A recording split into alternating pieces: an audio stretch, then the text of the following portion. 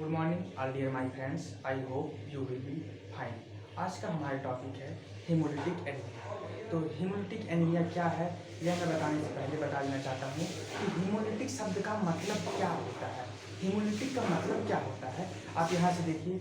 Haemolytic haemolytic मतलब यहाँ पे हीम जो है, हीम शब्द, हीम का मतलब होता है ब्लड। लेटिक मतलब होता है इससे, लेटिक का जो अर्थ यहाँ पे दिया गया वो लाइसिस से, लाइसिस मतलब ब्लड का मतलब। हेमोलिटिक का मतलब हो गया यहाँ पे ब्लड का टूटना, ब्लड का ब्रेकडाउन। और एनीमिया एक खुद का एक बहुत बड़ा टॉपिक है। एनीमिया का यह पार्ट है हेमोलिटिक एनीमिया।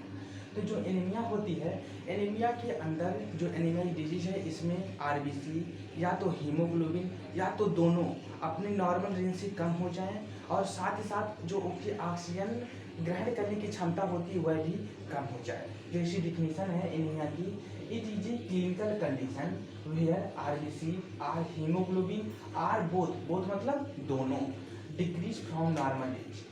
या तो आरबीसी कम हो, या तो हीमोग्लोबिन कम हो, या तो दोनों कम हो, अपने नॉर्मल रेंज से दोनों कम हो जाए। And oxygen carry capacity of blood is reduced, मतलब ब्लड में ऑक्सीजन कैरी कैपेसिटी जो होती है उसकी वह भी कम हो जाए, उसी को एनीमिया कहते हैं। अब यहाँ पर हमें बताया कि हेमोलिटिक मतलब क्या होता है, एनीमिया मतलब क्या होता है। और हेमोलिटिक एनीमिया का डिफिनीशन क्या हुआ कि हेमोलिटिक एनीमिया का जो डिफिनीशन है कि haemolytic anaemia cause by increase destruction of the red cell. Haemolytic anaemia में जो आरबीसी का डिस्ट्रक्शन होता है वह बहुत ज़्यादा हो जाता है। आरबीसी इसमें बहुत ही ज़्यादा टूटती है हेमोलिटिक एनीमिया में। Haemolytic anaemia cause by increase destruction of the red cell और ड्यू टू, या तो जो आरबीसी का लाइफ स्पैन है वह कम हो जाए। हेमोलिटिक एनीमिया सिर्फ दो ही कारण से हो सकती है, या तो जो हेमोलिटिक एनीमिया की डिफिनीशन है वह है कि जिसमें आरबीसी का जो आरबीसी जो है वह उसका टूटना बहुत अधिक हो, आरबीसी धीरे धीरे बहुत ज़्यादा टूटने लगे। या तो हो सकता है कि आरबीसी का जो लाइफ स्पैन है, आप सभी लोग जानते हैं कि आरबीसी का जो लाइफ स्पैन होता है वह 120 डे होता है, मतलब 120 डे होता है। तो 120 डे इसका नॉर्मल लाइफ स्पैन होता है। यह लाइफ स्पैन से इसका जो नॉर्मल लाइफ स्पैन है या नॉर्मल लाइफ स्पैन कम हो जाएगा, तो 60 डे हो, 70 डे हो, 80 डे हो, ऐसे लाइफ स्पैन हो जाए इसका। तो हेमोलिटिक एनीमिया का यह है डिफिनीशन कि haemolytic anaemia cause by increase destruction of the red cell और due to short life span of the red cell. अभी तक हमने हेमोलिटिक क्या है, एनीमिया क्या है, और हेमोलिटिक एनीमिया का जो डिफिनीशन है बता दिया। अब इसके पैथोजेनेसिस क्या होते हैं, पैथोजेनेसिस की थोड़ी हम चर्चा कर लेते हैं। जिसमें जो हेमोलिटिक एनीमिया में जो आरबीसी होती है, या तो मतलब जो हमारे बॉडी में आरबीसी होती है, उसका जो life span normally life span होता है वह 120 डेज होता है, यह आप सभी लोग जानते हैं। लेकिन किसी कारण बस कुछ ऐसी डिजीज हो जाए, या बॉडी में कुछ ऐसे मतलब फॉरेन पार्टिकल हो जाए, या कुछ ऐसी बीमारी हो जाए जिसमें आरबीसी का जो लाइफ स्पैन है 120 डेज से कम हो जाए, या तो 60 डे हो या 70 डेज हो, मतलब कुछ भी हो जाए, मतलब 120 डेज से कम हो जाए, उसमें आरबीसी 120 डेज से कम हो जाए, मतलब 120 डेज से वह जल्दी, मतलब 120 डेज से कम टाइम में वह टूटने लगे। तो उस कंडीशन में क्या होता है कि जो उस कंडीशन में जो हमारा बोन मैरो होता है, बोन मैरो आप सभी लोग जानते हैं कि जो बोन मैरो होता है वह लॉन्ग बोन, अपने बॉडी जो हमारा बॉडी है या आप सभी लोगों का बॉडी है, उस बॉडी के लॉन्ग बोन में बोन मैरो पाया जाता है। तो जब देखता है बोन मैरो कि आरबीसी तो 120 डेज से कम ही टाइम में टूट जा रहा है, तो बोन मैरो का काम होता है कि आरबीसी का प्रोडक्शन जो होता है, आरबीसी का प्रोडक्शन बोन मैरो करता है। तो जब बोन मैरो देखता है कि आरबीसी बॉडी में कम बढ़ रही है, मतलब उसका नंबर कम हो रहा है, तो यह बोन मैरो इरिथ्रोपोइसिस की जो क्रिया होती है वह 6 to 8 टाइम वह बढ़ा देता है और नॉर्मल आरबीसी प्रोड्यूस करने लगता है। मतलब when there is haemolysis of bone marrow compensate by increasing erythropoiesis की क्रिया by 6 to 8 time the normal RBC and normal number of RBC produce, मतलब जो बोन मैरो है वह इरिथ्रोपोइसिस की क्रिया 6 से 8 गुना अधिक बढ़ा देती है और नॉर्मल आरबीसी बनाता है। लेकिन अगर यह क्रिया मतलब जो बोन मैरो जो 6 से 8 टाइम जो आरबीसी बनाता है, अगर ये जल्दी से जल्दी ये सही नहीं हुआ तो यही आरबीसी नॉर्मल का बन के यह नॉर्मल बनने लगता है, जो हेमोलिटिक एनीमिया के अंतर्गत होता है और हेमोलिटिक एनीमिया काज करता है। जाहिर सी बात है, अगर कोई व्यक्ति कोई भी काम 1 घंटे में कर रहा है, ठीक है, और 1 घंटे में मान लीजिए कर रहा है, और उसके ऊपर आप प्रेशर दें कि नहीं आप इस काम को आधे घंटे में करो या 1 घंटे में उसका 6 से 8 गुना ज़्यादा आप काम करो, तो व्यक्ति क्या करेगा? मान लीजिए 6 से 8 गुना अगर उधे आप अधिक काम करने के लिए कहेंगे तो वह तो अधिक काम करेगा, लेकिन अगर बार बार आप उसे यही काम कहोगे कि नहीं आप उसी टाइम में 6 से 8 गुना अधिक काम करो, तो व्यक्ति कितना काम करेगा? जाहिर सी बात है उसमें उसमें कुछ ना कुछ त्रुटियां करने का प्रयास करेगा, या मान लीजिए वह सही से नहीं बनाएगा, तो वही काम बोन मैरो करता है। अगर वह सही मतलब जल्दी से जल्दी ठीक नहीं हुआ तो वह एबनॉर्मल आरबीसी बनाना शुरू कर देता है, जिसकी वजह से हेमोलिटिक एनीमिया होता है। अब हमें हेमोलिटिक एनीमिया हो गया या मान लीजिए किसी पेशेंट को हेमोलिटिक एनीमिया हो गया, तो उसे क्या सिम्टम्स दिखाई देते हैं जिसे हम देख के यह बता सकते हैं कि हाँ यह हेमोलिटिक एनीमिया का पेशेंट है। तो जो उसके अंदर सिम्टम्स दिखते हैं वह सिम्टम्स हैं paleness of skin. Paleness of skin का मतलब हुआ, जाहिर सी बात है, जब हमारे अंदर ब्लड नहीं है तो जाहिर सी बात है हमारा चेहरा ग्लो थोड़ी करेगा। मान लीजिए किसी व्यक्ति को देखते हैं, आप दूर से कहते हैं भाई आपका चेहरा ज़्यादा ग्लो कर रहा है, आपके चेहरे पर ज़्यादा रौनक है, तो रौनक कैसे होगा? जाहिर सी बात है आपके अंदर ब्लड है, खून है तो जाहिर से तभी आपका चेहरा ग्लो करेगा, एक रौनक रहेगी चेहरे पे, आपके चेहरे पे तेज रहेगा। कैसे? जब ब्लड रहेगा, और जब ब्लड रहेगा ही नहीं तो आपका चेहरा मुरझाया हुआ रहेगा। देख के कहेंगे कि आपका चेहरा पीला पड़ा रहेगा, तो आपका चेहरे पे पीलापन रहेगा जब ब्लड नहीं रहेगा। पेलनेस ऑफ स्किन रहेगी, आपकी स्किन रेडनेस ना होगी बल्कि येलो कलर का दिखेगा। कन्फ्यूजन रहेगा, जाहिर सी बात है जब आपके अंदर ब्लड नहीं है तो आपका माइंड सही से प्रॉपर्ली काम नहीं करेगा, तो आप कंफ्यूज रहेंगे, हमेशा कुछ ना कुछ मतलब इधर उधर की बातें सोच रहेंगे। कुछ बताया जाएगा या कुछ समझाया जाएगा तो आपको समझ में ही नहीं आएगा, तो कन्फ्यूजन रहेगा उसको। टायर्डनेस, वह हमेशा थका रहेगा, फीवर रहेगा उसको। वीकनेस, जाहिर सी बात है जब ब्लड नहीं है तो जाहिर सी बात है उसका शरीर कमजोर रहेगा, वह वीक रहेगा। इंक्रीज हार्ट रेट होगा, डार्क यूरिन, उसका यूरिन गाढ़ा होगा। अभी तक हमने यहाँ पे हेमोलिटिक एनीमिया क्या है, हेमोलिटिक क्या है, एनीमिया क्या है, एनीमिया की डिफिनीशन क्या है, और हमने हेमोलिटिक एनीमिया की भी डिफिनीशन पढ़ ली, पैथोजेनेसिस भी देख लिया, सिम्टम्स भी देख लिया। अब हम आगे जैसा क्लासिफिकेशन की करते हैं कि क्लासिफिकेशन ऑफ हेमोलिटिक एनीमिया, ठीक है। तो यहाँ पे क्लासिफिकेशन जो है हेमोलिटिक एनीमिया की, वह ऑन द बेसिस ऑफ काज के आधार पर हेमोलिटिक एनीमिया को डिफाइन किया गया यहाँ पे।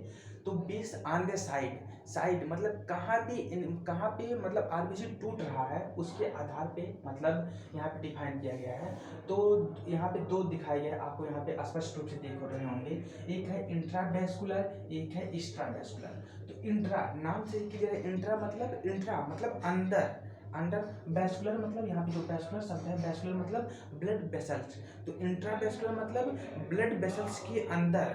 तो क्या है, देखिए यहाँ पे डिफिनीशन है, destruction is within the blood circulation, मतलब ब्लड सर्कुलेशन के अंदर ही आरबीसी टूटेगी, मतलब ब्लड वेसल के अंदर जो ब्लड सर्कुलेट कर रहा है वहाँ पे ही उसका डिस्ट्रक्शन होगा इंट्रावेस्कुलर की कंडीशन में। और अगर एक्स्ट्रावेस्कुलर की बात करें तो एक्स्ट्रा मतलब क्या होता है, नाम से क्लियर है, एक्स्ट्रा मतलब बाहर, वेस्कुलर मतलब ब्लड वेसल्स के बाहर। तो ब्लड वेसल के बाहर कहाँ टूटेगा आरबीसी, तो destruction is within tissue macrophage मतलब ब्लड वेसल के बाहर आरबीसी टूटेगा।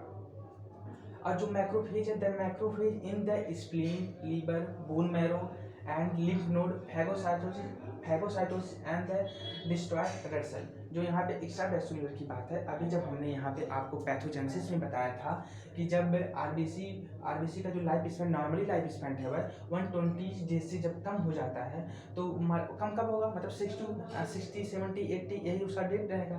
तो जो बोन मैरो होता है वह इरिथ्रोपोइसिस की क्रिया 6 to 8 टाइम बढ़ा देता है। तो मैंने क्या अभी बताया था जस्ट इसी टाइम कि जब बढ़ा देता है तो अगर उस चीज़ को रोका नहीं गया तो वह एबनॉर्मल आरबीसी बनाता है। यही एबनॉर्मल आरबीसी जब इस दौरान बनता है तो यही मैक्रोफेज जो होता है, यही मैक्रोफेज उसे इंगल्फ करता है। फैगोसाइटोसिस की क्रिया आपने जानते ही होंगे कि जो फैगोसाइटोसिस की क्रिया में कोई आरबीसी जब एबनॉर्मल बनती है तो उसे यह स्यूडोपोडिया के रूप में ऐसे लाइक स्ट्रक्चर बनाते, इसे यह इंगल्फ कर लेता है। तो इस कारण से भी जब जाहिर सी बात है, जब फैगोसाइटोसिस होगा, इनगल्फ होगा, यहाँ पे आरबीसी टूटेंगी, तो जाहिर सी बात है आरबीसी का नंबर कम होगा। तो आप लोग भी जानते हैं आरबीसी का नंबर कम होना क्या कहलाता है? एनीमिया। और नंबर कम हो रहा है तो यहाँ पे हेमोरेटिक एनीमिया।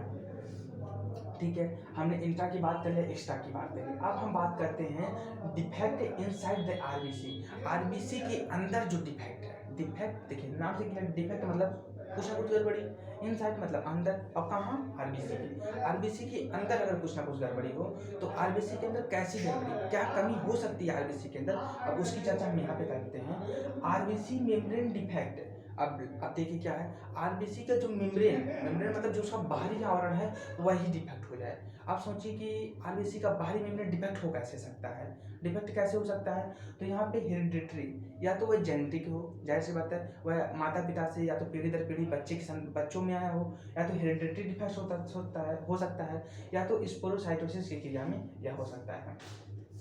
अब हम देखते हैं abnormality of HB synthesis. Haemoglobin का जो सिंथेसिस है वह एबनॉर्मल तरीके से हो। तो एबनॉर्मल मतलब क्या हो सकता है? या तो बहुत ही अधिक हो, उसे भी एबनॉर्मल कहेंगे, या तो बहुत ही कम हो, उसे भी हमारे नॉर्मल कहेंगे। लेकिन अगर वह मीडियम हो, एक नॉर्मल साइज हो, तो उसे हम एबनॉर्मल नहीं बल्कि नॉर्मल कंडीशन में ही कहेंगे।